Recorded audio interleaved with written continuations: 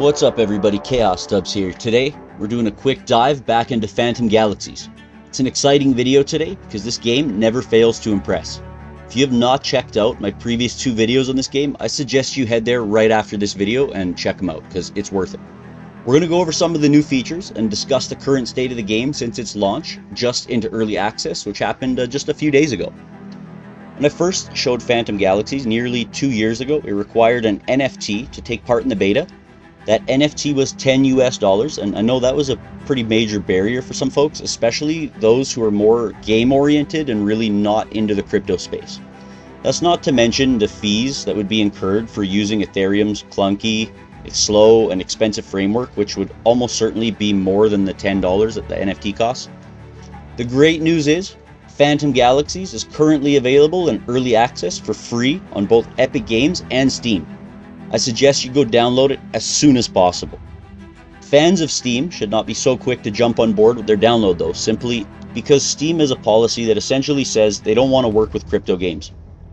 This quote from Descript says it best. Blockchain-based games with crypto or NFT elements are banned on Valve's Steam PC gaming marketplace, but the developers of such games have found ways to launch them on the popular platform, finding ways to get around the restrictions.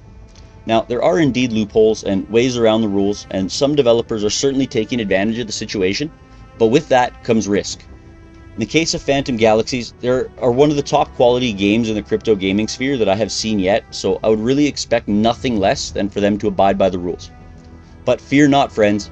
Download the Epic Games launcher and get Phantom Galaxies from there, where the crypto features will be available. Also, make sure to check back on Epic Games Weekly for free games every Thursday. Not a plug for Epic Games, just a cool feature they have. You can also get the Phantom Galaxies launcher directly from the Phantom Galaxies website, Ultra Launcher, or Hyperplay. A side note, if you decide to use Epic, Ultra, or Hyperplay, you'll need your access code directly from the PG website to get into the game. But enough about that. I'm sure by now you get the point. Use one of the Web3 launchers to have crypto access. Or you can also download it direct from the Phantom Galaxies website. Let's dig into the early access version of Phantom Galaxies. This new version released just last week, and it certainly made me jump in for a session to see what's new, different, and exciting. And I'll tell you, I was not disappointed. There's a special event, which we will touch on, a bunch of new features, some major changes, some smaller changes, and plenty of wild space battles just waiting for you. Get ready for liftoff. Let's start small. I've played this game pretty extensively over the 2 years I've known about it, and in that time I've played the chapters all the way through more than once and participated in the Astropher event, which happened a little while ago. And I detail that in part 2 of my PG video. You can check out Chasing the Comet and Earning Money. It's pretty interesting. But because of that, I find it's pretty easy to notice when things have changed. So things I've noticed are the movement used to be really clunky, and the ship really didn't have full 3D control. And that's one of the first things I noticed that changed. It is much more responsive. You can actually get your lock onto enemies and chase them down when they're flying around you super quick. It's much less spongy, and the controls are now standard for most 3D space games. So you have up, down, left, right, forward, back, and your yaw are all intuitive and available. It's pretty nice. Before, you were kind of limited and your ship kind of stuck to one plane while you were trying to turn.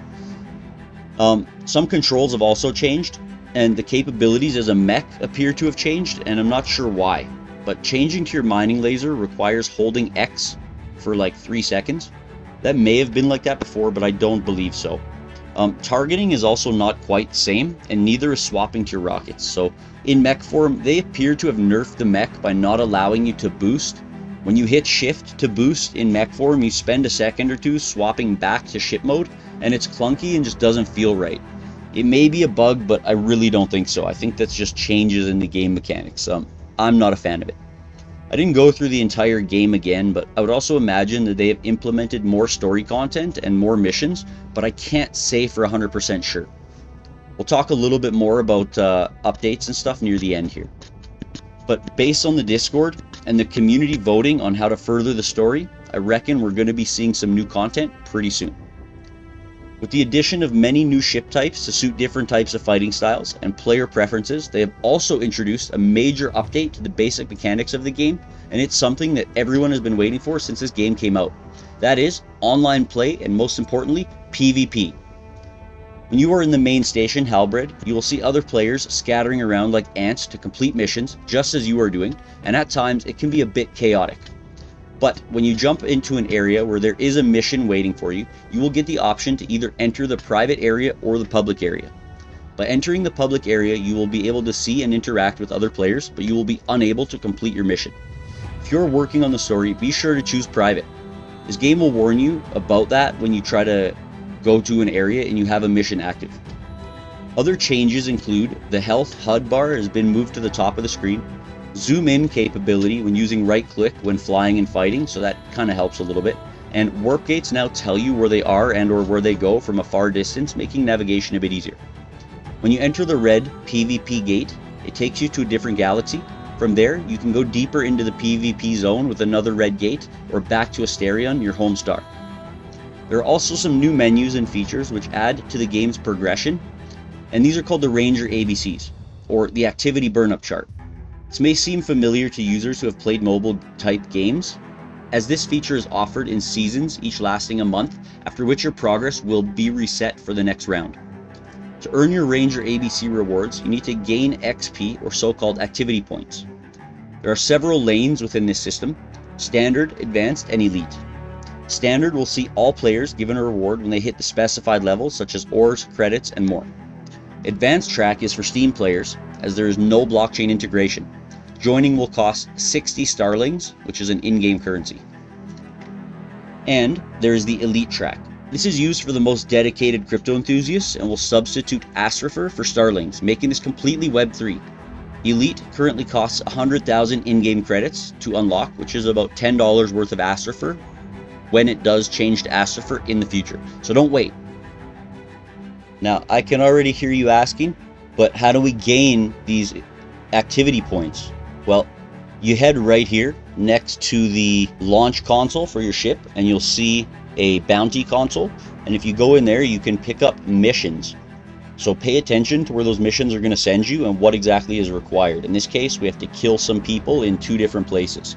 So it's going to be pretty straightforward. We just got to head to Medusa and to Styx and kill the allotted amount of people, and then we should get the first rewards. Speaking of Web3 integration, players will also find an NFT collection tab if playing the Web3 version, and here you will see your planets, fighters, and avatars that you own. And you can even spend Astrifer to upgrade your fighter, gear, and supplies. For those looking to upgrade or purchase assets, you can mint generative fighters and avatars on the PG website. Minting either item will cost you roughly $20 US.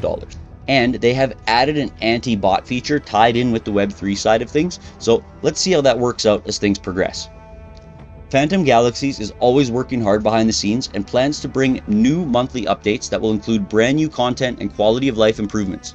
Of course, some glitches and problems are to be expected, but so far, the developer is reporting no issues with the build. You may see a bunch of negative reviews on Steam, but these reviews are from people who have played for less than an hour and in most cases only about 20 minutes. And I've shown you in the past, this game is totally worth it, and you don't even need to pay a penny to play it anymore. So what are you waiting for? Jump into Phantom Galaxies Early Access today. Thanks for watching. Be sure to check out my other channel, which is now called Alberta Mountain Pirates. Stay tuned for more on this channel. I got another channel, Rustic Saunas, if you want to see some woodwork stuff. Going to be putting out some more videos in there. We have some new stuff up on there. And yeah, thanks for watching. We'll see you on the flip side.